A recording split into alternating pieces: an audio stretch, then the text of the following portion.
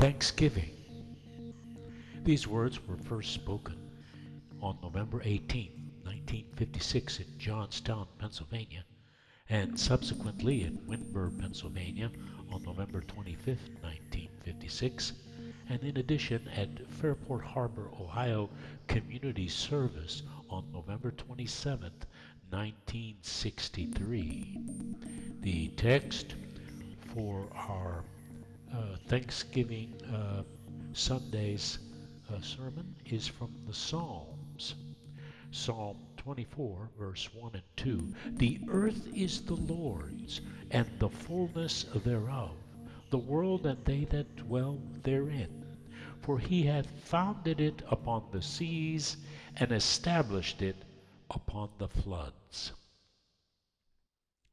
Against the long traditions that lie behind our Thanksgiving, and especially against the scene of our first American Thanksgiving in the year 1621, let us remind ourselves that this gracious holiday is not an innovation. Its roots are long. Noah, landing after the flood, offered prayers of thanksgiving for his deliverance. As the Hebrew nation grew, days for national thanksgiving commemorating the guidance of God were carefully observed.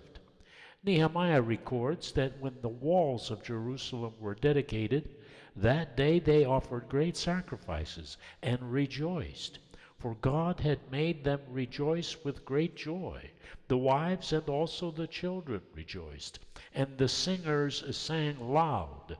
The book of Judges tells of the feast of ingathering. And they went out into the field and gathered their vineyards, and trod the grapes, and held festivals, and went into the house of their God, and did eat and drink. Who could doubt that traditions such as these, together with the great festival of the Passover, have had a significant part in blessing the souls of those who, with grateful remembrance, expressed their thanksgiving? This was the background of old custom that cast its shadow over the attitudes and tendencies among the 102 individuals who crowded in the ship Mayflower in the fall of 1620. After a voyage of 61 days, they sighted the Truro shore of Cape Cod. The day was November 11th. Certain ones went ashore. William Bradford records that their first act was to fall on their knees and bless the God of heaven. They passed that first winter amid incredible hardship. By spring, half their number was buried in the earth. With anxiety, they sowed their seeds in the springtime, but that first summer of 1621 was blessed with showers and sunshine. When the fall came, there was a goodly harvest. Governor Bradford appointed a week of festivity. It was to be a time of thanksgiving. It might be refreshing to regain some of the homely details of that occasion. A week before the Thanksgiving time, a runner was dispatched to invite Chief Massasoit with his tribe as guests. Governor Bradford selected 4 men to go hunting for game. It is recorded that these 4 in one day killed as much fowl as, with a little help besides, served the company almost a week. Massasoit, with his principal leaders, numbering perhaps 90 Indians in all, arrived at dawn of the appointed day. Standish was already awake. He was fulfilling his duty to fire a gun at sunrise. Governor Bradford also was awake. He always rose early that he might let his mind dwell on profound thoughts which the active occupations of the day would not permit. Elder Brewster had likewise risen early to prepare certain appropriate remarks for the occasion. While Winslow, Allerton, Warren, and others were dressing and preparing for the day, these 3 greeted the Indian guests. When the village was afoot, and a fire started between the elder's house and the brook, a roll of the drum called all to morning prayer. With prayers ended, breakfast was served. There were hasty pudding, clam chowder with sea biscuits in the broth, cold boiled meat, and dishes of turpins provided for all. A grace almost amounting to another service followed the meal. The day was clear and warm. The year following, the people remembering their first Thanksgiving season said, "Here is the Indian summer again." Then the recreation began. Prominent being the muster of the military, with a fanfare of trumpet and drum, the army of 19 men led by their captain, Miles Standish, the banner of England floating above them, that went through their maneuvers before the admiring eyes of their families and uneasy and questioning Indians. The muskets were frequently discharged together with the cannon of the fort. Children screamed, women put their hands to their ears. Some of the Indians went out hunting, returning with 5 deer, which they bestowed upon the governor and captain and others. There apparently was an abundance of food. Turkey, partridge, duck, geese, oysters, clams, fish were in evidence. There were barley leaves and cakes of Indian meal. His Excellency the Governor himself wrote a few lines of poetry concerning the vegetables, which should satisfy our modern housewife's question as to whether or not our forebears had a proper balance of vitamins. All sorts of grain, which our own land doth yield, was hither brought, and sown in every field, as wheat and rye, barley, oats, beans, and peas. Here all thrive, and they profit from them that they raise. All sorts of roots and herbs in gardens grow, parsnips, carrots, turnips, or what you'll sow. Onions, melons, cucumbers, radishes, skirrets, beets, coleworts, and fair cabbages. There were berries and plums, perhaps dried in the sun. There were wild grapes described as very sweet and strong. It was a beautiful and hallowed time. They had worked hard. They had known suffering and death.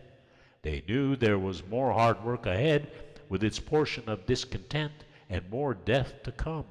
But now it was a time of harvest. The leaves were gold and red.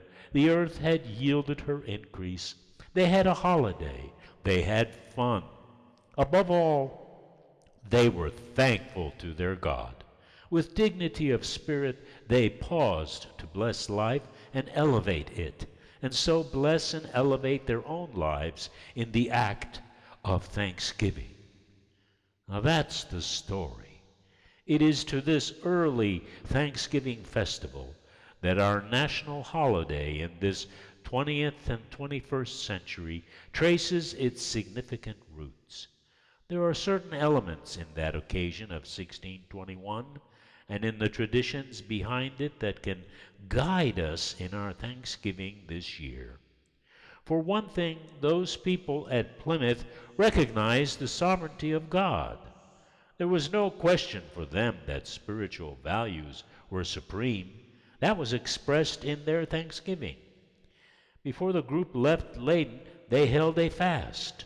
At that time, their pastor, Mr. Robinson, spoke to them on the text from Ezra, chapter 8, verse 21. And there at the river by Ayala, I proclaimed a fast, that we might humble ourselves before our God, and seek of him a right way for us, and for our children, and for all our substance.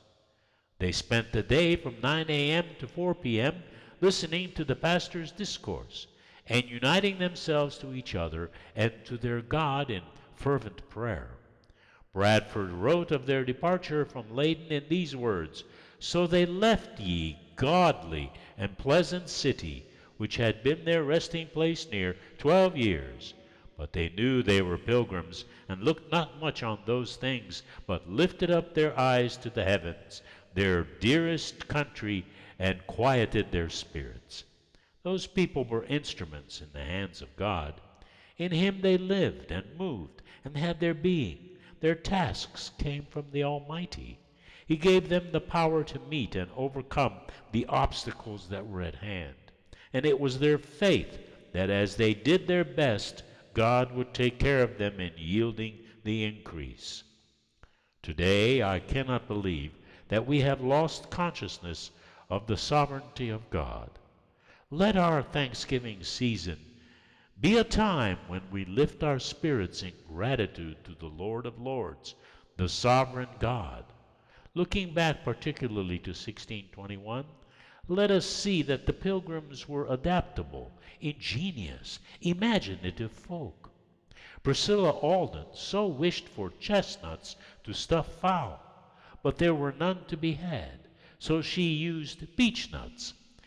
In similar spirit, each of those individuals met the unknown without any withering fear.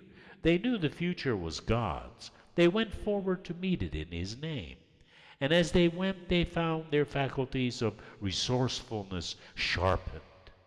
If there is someone here who may be feeling that life has closed its doors against them, there is a spirit abroad that seeks entry to your heart. It is a spirit of thanksgiving, through which men renew contact with the God who creates all things new. Here is an occasion to remind you that you have resources which can enable you to meet and overcome all things. Fall on your knees in thankfulness. Then let us learn from our wise forebears the necessity of discipline and order. Recall how Bradford, on the Christmas following the first Thanksgiving, saw newcomers recently arrived on the fortune at games. He promptly ordered them to their houses, for this was to be a day of devotion. There was order and discipline in their religion. It was a duty to worship. Failure to attend prayers brought serious consequences. It was an obligation to express thanksgiving. As men and women have done for centuries, you will leave this house of worship to go to your homes and your thanksgiving. You who are heads of families will add luster to this occasion as you call your household together. You may not speak in the eloquent words of Elder Brewster. You may not pray as long as he did, but in your way, bless all of life and be thankful. Speak of the place of order and discipline. Ask God's blessing on our nation, on our president, and all in authority, on our soldiers and sailors and airmen, on all who labor, all to whom our lives are inevitably linked as a part of God's great human family. Do it in your own way, of course, but let something of the simplicity of the immortal Thanksgiving spirit be in your hearts and radiate in your home. Give God thanks for His goodness, for His wonderful gift to the children of men. Amen.